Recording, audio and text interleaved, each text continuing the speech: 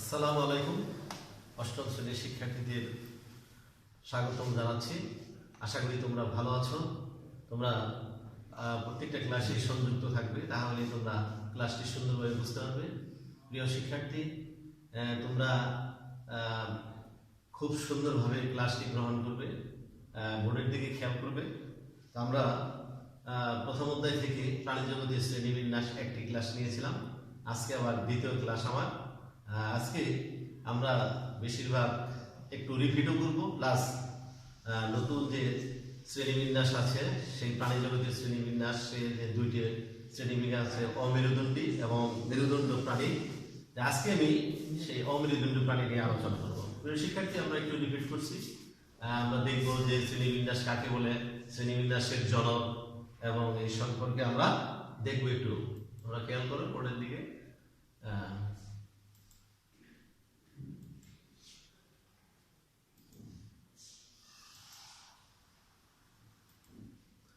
আমরা এগুলা দেখছি যে আমরা এই অধ্যায় থেকে কি শিখবো, প্রাণীজগতের শ্রেণীবিন্যাসের প্রয়োজনীয় এবং জনক। তারপরে আমরা দেখব শ্রেণীবিন্যাসের প্রয়োজনীয়তা, অমেরুদণ্ড প্রাণীর শ্রেণীবিন্যাস, যেটা নিয়ে আজকে আলোচনা করব।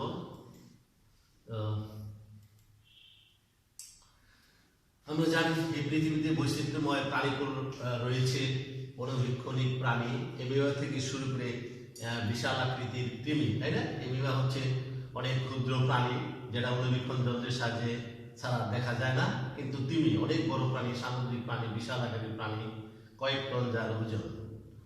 তো এই সম্বন্ধে আমরা জানবো। এই বিশাল প্রাণীজগৎকে সহজ এবং সুশৃঙ্খলভাবে জানার জন্য আমাদের যে বিন্যস্ত করেন, আর এই বিন্যস্ত করার পদ্ধতিকে শ্রেণীবিন্যাস বলা হয়। প্রিয় শিক্ষার্থীরা, এই বিশাল প্রাণীজগৎকে সহজ ও সুশৃঙ্খলভাবে জানার জন্য যে বিন্যস্তকরণ প্রয়োজন, এই বিন্যস্ত করার পদ্ধতিকে আমরা শ্রেণীবিন্যাস বলি। আমরা জানি যে শ্রেণীবিন্যাস কি, এবং এই আমাদের প্রাণীজগৎকে জানার জন্য সহজ করে দিয়েছে।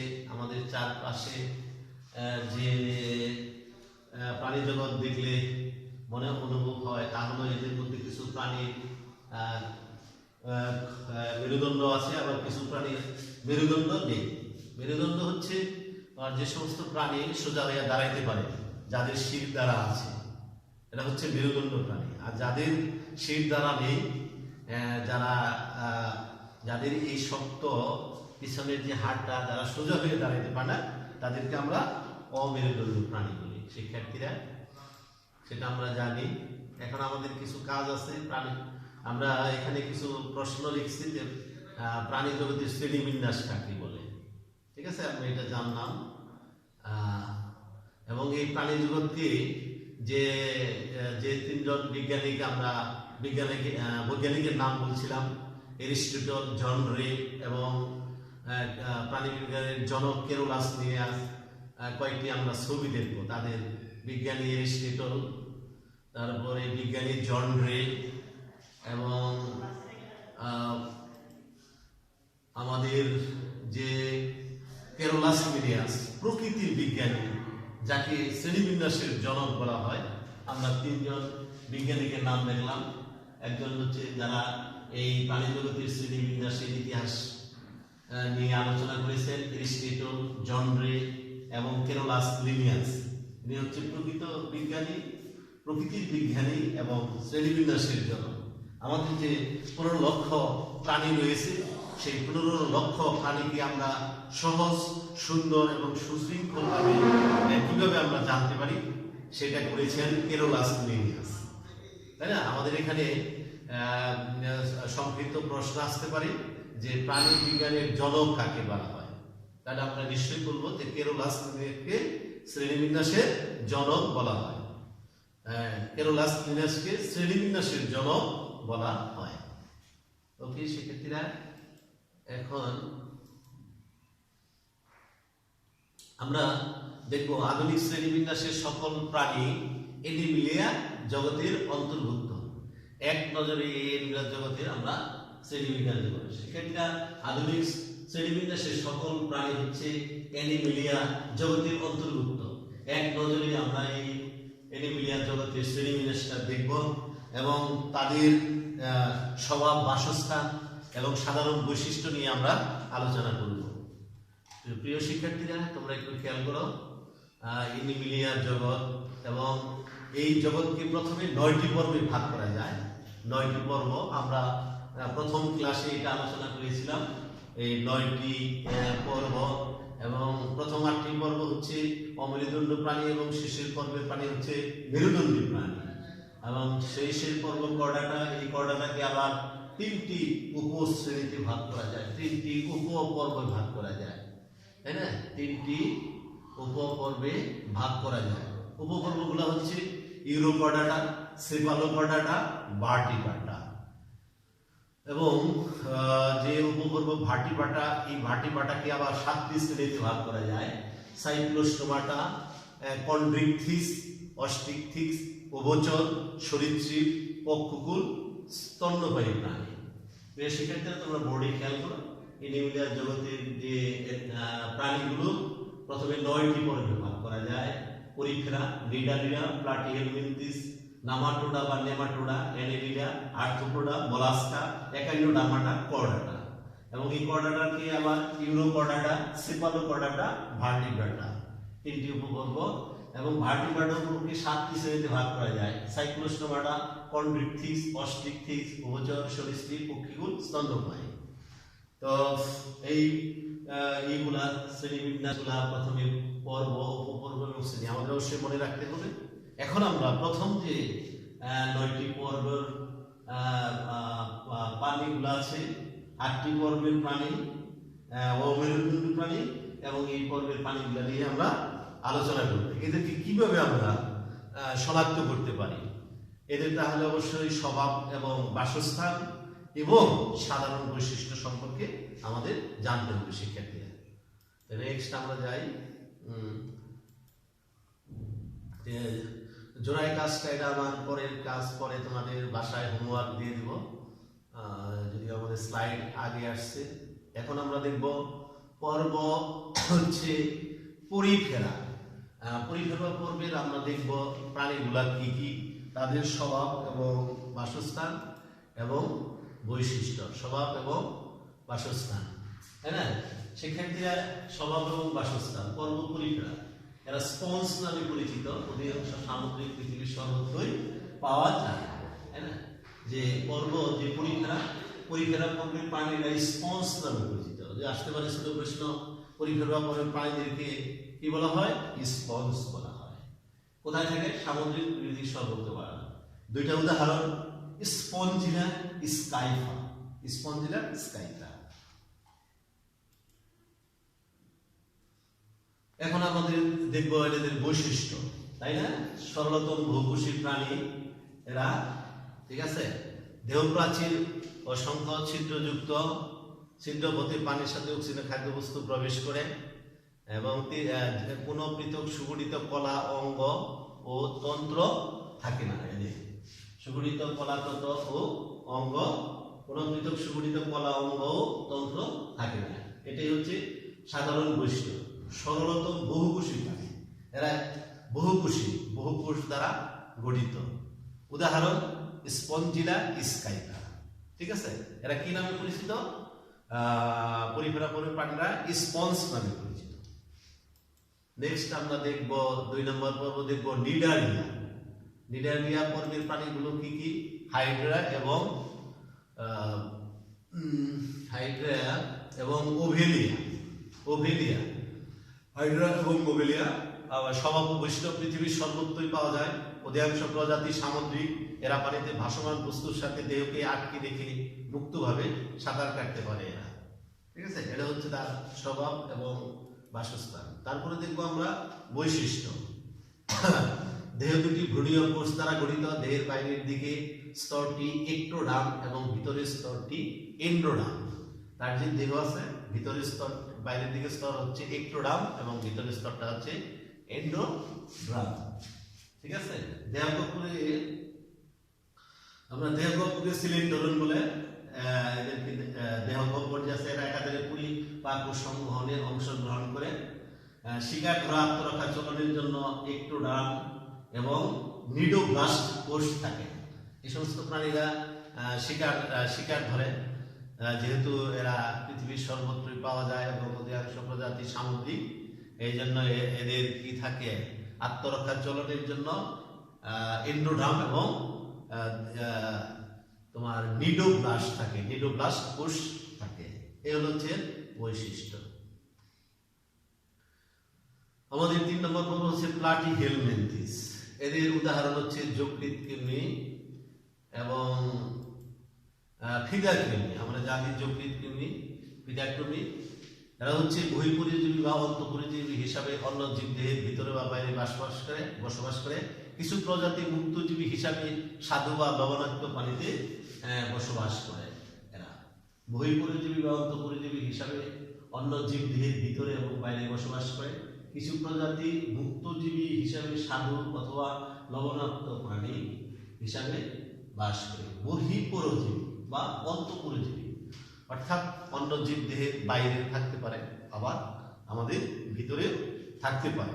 যকৃৎ কৃমি, ফিডার কৃমি, সাধারণত কৃমি গুলো আমরা দেখা যাচ্ছে এটা আমাদের ভিতরে থাকে, আবার কিছু কিছু প্রাণীর দেহে দেখা যাচ্ছে যে বাইরেও থাকে। বাইরে যেটা থাকে বহিঃপরজীবী, আর ভিতরে যেটা থাকে সেটা হচ্ছে অন্তঃপরজীবী। এদের আমরা দেখবো এখন সাধারণ বৈশিষ্ট্যগুলো কি। দেহচেত্রা উভলিঙ্গ, বহুপরিজীবী, অন্তঃপরজীবী। দেহ পুরো কিউটিকল দ্বারা আবৃত। তারপরে হচ্ছে দেহ চোষক বা আংটা থাকে, আংটার মতো, আংটির মতো থাকে। পুষ্টিতন্ত্র সম্পর্কে পুষ্টিতন্ত্র নেই, ঠিক আছে। দেহে শিখাঙ্গ নামে বিশেষ অঙ্গ থাকে, এদেরকে বলা হয় রেচন অঙ্গ হিসাবে এরা কাজ করে। দেহে কি আছে, শিখা অঙ্গ আছে, যেটা রেচন অঙ্গ হিসাবে কাজ করে। রেচন অঙ্গ কি, যে সমস্ত বর্জ্য পদার্থ আছে সেই সমস্ত বর্জ্য পদার্থ এরা দেহ থেকে বাইর করে দেয়, সেটা হচ্ছে রেচন অঙ্গ নামে পরিচিত। শিক্ষার্থীরা তোমরা একটু খেয়াল করবে। তারপরে আমরা যাব পর্ব 4 নম্বর। পর্ব হচ্ছে নেমাটোডা বা নেমাথেলমিনথিস। এই পর্বের পূর্ব নাম ছিল নেমাথেলমিনথিস, বর্তমানে নেমাটোডা নামে পরিচিত। শিক্ষার্থীরা উদাহরণ হচ্ছে গোলকৃমি এবং ফাইলেরিয়া কৃমি। উদাহরণ এটা হচ্ছে গোলকৃমি অথবা ফাইলেরিয়া কৃমি, ঠিক আছে। আমরা স্বভাব বাসস্থান দেখব। অন্তঃপরজীবী এসে অন্য প্রাণীর অন্ত্রে বা রক্তে বসবাস করে, মানব দেহে বসবাস করে, নানা রকম ক্ষতি সাধন করে। কিছু প্রজাতি মুক্তজীবী যারা পানি ও মাটিতে বসবাস করে। এরা আমরা জানি যে তোমরা যে গোলকৃমি, ফাইলেরিয়া কৃমি আমাদের দেহের ভিতরে থাকে, পেটের ভিতরে থাকে। কারো কারো পেটের ভিতরে কৃমি হয়, সবারই হয়। তবে কিছু কিছু কৃমি হচ্ছে অনেক বড় হয়ে যায়, যেটা মানব দেহের অনেক ক্ষতি করে থাকে। শিক্ষার্থীরা তাহলে আমাদের অবশ্যই এই পর্বেটার নামটা কি, নেমাটোডা বা নেমাথেলমিনথিস। শিক্ষার্থীরা আমরা এদের কি দেখলাম, যে স্বভাব বাসস্থান দেখলাম। অন্তঃপরজীবী হিসাবে অন্য প্রাণীর দেহের কোথায়, অন্ত্রে অথবা রক্তে বসবাস করে। অন্ত্র, আমাদের অন্ত্র আছে ক্ষুদ্রান্ত্র, বৃহদান্ত্র অথবা পুষ্টিতন্ত্র, এই সমস্ত দেহে বাস করে এরা অন্ত্র, অর্থাৎ রক্তে বাসে, রক্তের সাথে পাওয়া যায় পরীক্ষা করলে এটা। তারপরে আমরা এদের দেখব হচ্ছে সাধারণ বৈশিষ্ট্য। সাধারণ বৈশিষ্ট্য হচ্ছে দেহ নলাকার বা পুরুতক দ্বারা আবৃত থাকে, সাধারণত এক লিঙ্গ, তাই না। সাধারণত কি হচ্ছে এক লিঙ্গ। পুষ্টিক্রিয়া সম্পূর্ণ, মুখ ও পায়ু ছিদ্র অনুপস্থিত, শ্বসনতন্ত্র ও সম্বনতন্ত্র অনুপস্থিত। এদের শ্বসনতন্ত্র নেই, ঠিক আছে। দেহগহ্বরাবৃত প্রকৃত সিলোম নেই, এদের দেহে সিলোম নেই। এটা হচ্ছে আমাদের সাধারণ বৈশিষ্ট্য। পর্বগত নেমাটোডা বা নেমাথেলমিনথিসের সাধারণ বৈশিষ্ট্যগুলো দেখলাম। নেক্সট আমরা দেখব অ্যানেলিডা। অ্যানেলিডার প্রাণীগুলো কি, আমরা খুব পরিচিত প্রাণী দেখতে পাচ্ছি, একটা হচ্ছে কেঁচো আর একটা হচ্ছে যোগ। তোমরা নিশ্চয়ই এই দুইটা প্রাণী খুব চিনো, তাই না। কেঁচো তো অবশ্যই চিনো, যোগও চিনো, জানো যে সমস্ত জঙ্গলে পচা আবর্জনায় আমরা যোগ দেখতে পাই, এবং কেঁচো তো মাটির কুণ্ডলি পাওয়া যায়, তাই না। তো আমরা দেখবো যে এদের স্বভাব এবং বৈশিষ্ট্য। পৃথিবীর প্রায় সকল নাতিশীতোষ্ণ উষ্ণমন্ডলীয় অঞ্চলে বসবাস করে। কিছু প্রজাতি শেষে মাটিতে বাস করে। আমরা অ্যানেলিডা পর্বের যে প্রাণীগুলো দেখা যায়, কেঁচো, যোগ, সাপ, ইত্যাদি এই ধরনের প্রাণী প্রায় নাতিশীতোষ্ণ এবং উষ্ণমন্ডলীয় অঞ্চলে বসবাস করে। কিছু প্রজাতি আছে স্যাঁতসেঁতে বাড়িতে পাওয়া যায়। আমরা এদের দেখবো এখন বৈশিষ্ট্য, সাধারণ বৈশিষ্ট্যগুলা কি।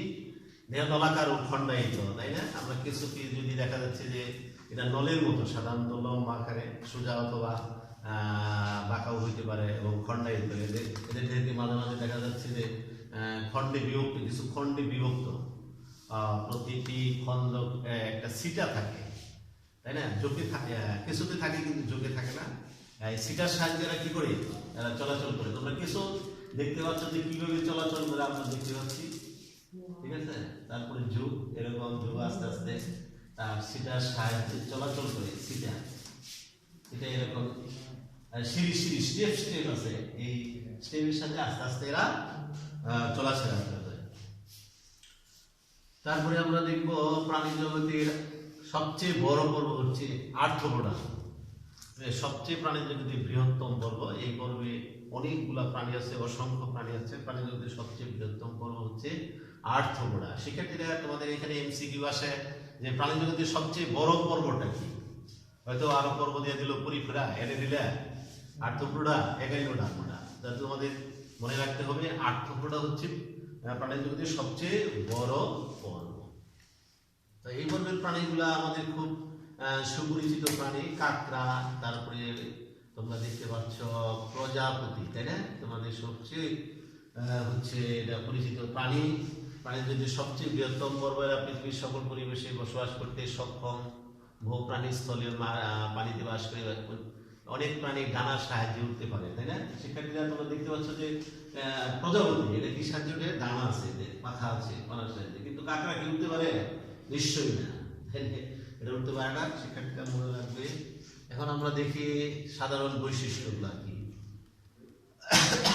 যেমন বিভিন্ন অঞ্চলে বিভক্ত সন্ধিযুক্ত উপাঙ্গ থাকে। উপাঙ্গ, অঙ্গ, উপাঙ্গ। মাথায় এক জোড়া পুঞ্জাক্ষী ও এন্টেনা থাকে, তাই না? পুঞ্জাক্ষী এবং এন্টেনা। দেখো যে এখানে তোমাদের এখানে দেখো এন্টেনার মতো ইয়ে আছে, এন্টেনা। কাঁকড়ার দেখো, কাঁকড়ার এটা হচ্ছে পা, আমার অনেকগুলা এই এর সাথে চলাফেরা করে এন্টেনার মতো, তাই না? এরকম দুইটা।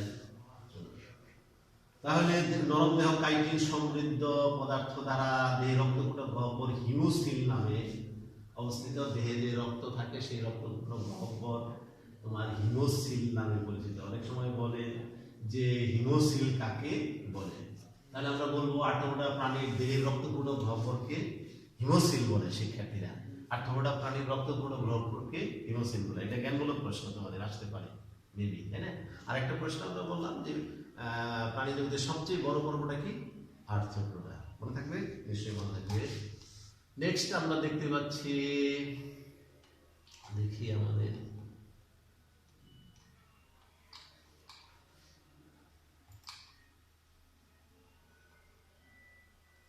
মোলাস্কা।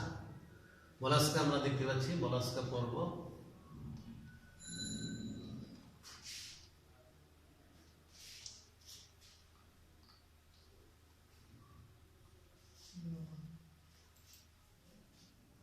মোলাস্কা পর্বের উদাহরণ হচ্ছে আমাদের শামুক এবং ঝিনুক।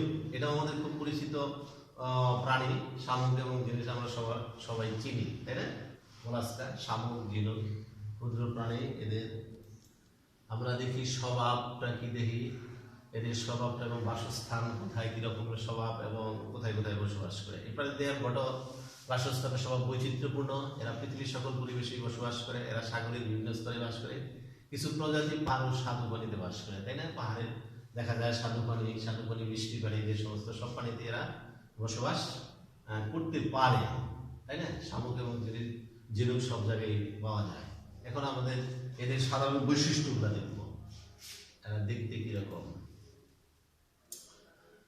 সাধারণ বৈশিষ্ট্য হচ্ছে তোমরা যার দেহ নরম, নরম দেহটি শক্ত খোলস দ্বারা আবৃত থাকে, তাই না? দেখো এই যে আমি দেখতে পাচ্ছি শামুক, এটা কিন্তু খুব নরম, কিন্তু এর উপরে যে পার্টটা আছে খোলস বলা হয়, এটা কিন্তু অনেক শক্ত।